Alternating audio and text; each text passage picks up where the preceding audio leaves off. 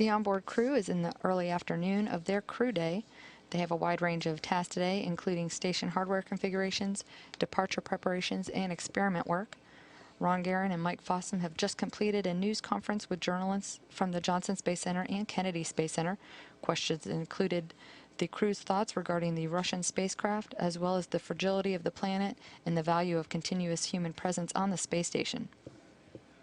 Guerin will now resume preparations for his return to Earth next week, packing up supplies and equipment. He will return to Earth with Andrei Borisenko and Alexander Samokutayev in the Soyuz TMA-21 spacecraft early next Friday. Later in his afternoon, Guerin will also work on the Human Research Facility, preparing for a DVD load transfer. Guerin and Fossum will end the day with routine private medical conferences, and then they and Satoshi Furukawa will also participate in the reaction self-test. That is a portable 5-minute reaction time test that allows the crew members to monitor the daily effects of fatigue and performance while on board the space station.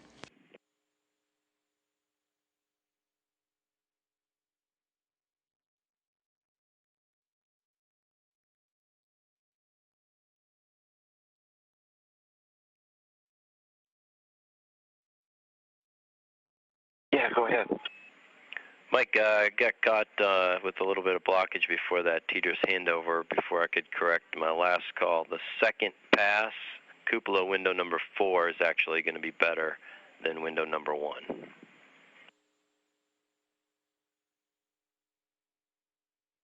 Yeah, copy that. And you guys don't need to give us windows. Just port or starboard is all we need, and that'll be totally cool. The window kind of changes as you're going by and stuff.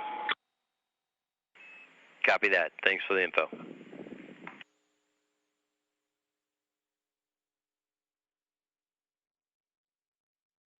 Again, a bit of an update there from the onboard crew to the Capcom.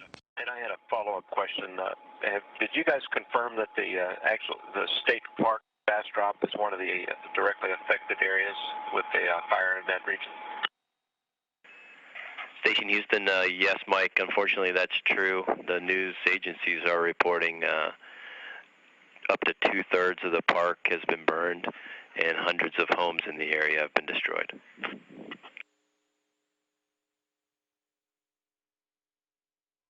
Oh, wow. Wow, that's rough news. Thanks.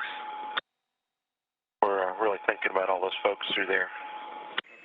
Copy that, Mike. And the COS Lab is working on getting some information up to you via your web pages.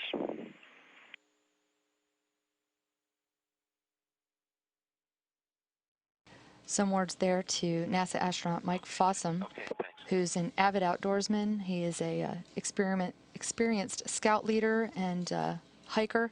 He had inquired earlier of the flight control team about any of the wildfire damage that's been occurring in Texas, including some of his favorite areas there. As relayed by Jay Marshke, the Capcom on duty, there has been some impacts to that area. The flight control teams also researched photo opportunities of the wildfires. They do anticipate some possible viewing opportunities in the next hour or so. We'll certainly be relaying those as well via our website.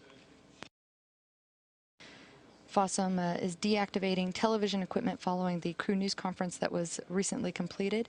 The rest of his afternoon includes connecting some of the umbilical lines for one of the Express Science racks, then exercise on the treadmill and water recovery system maintenance.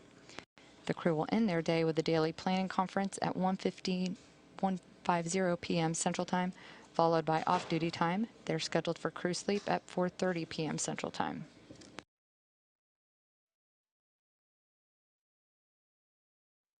The crew woke at 1 a.m. Central Time, which is their standard start of day. They had their morning inspection, and then some routine body mass measurements were part of a ongoing study of changes in the body mass for long-duration crew members. They also had some personal time for breakfast and hygiene before their start-of-day daily planning conference. The morning tasks included work on HDTV configurations by Satoshi Furukawa, and also he performed a scenario of onboard diagnostic kit demonstration or ultrasound work, which is a part of a medical experiment. Mike Fossum continued with troubleshooting of the ARED, or Advanced Resistive Exercise Device display, and also took about an hour to exercise on that device. He also worked on removal of payload-related cargo stored in the PMM, or the Permanent Multi-Purpose Module.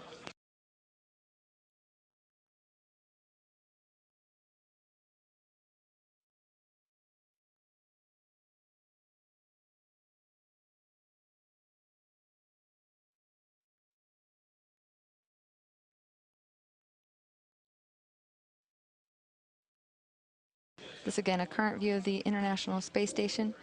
Just within the last hour, the external cameras mounted on the vehicle were able to capture some views of the hurricane. We can replay some of that footage for you, again captured just about 45 minutes ago as external cameras captured video of Hurricane Katia as it moved northwest across western Atlantic, north of Puerto Rico. This occurred at 10:35 Eastern Time on earlier today. Katia has strengthened into a major Category 3 hurricane, packing winds of 125 miles per hour, and could strengthen even more before taking a northern and then northeastern track east of the east coast of the United States.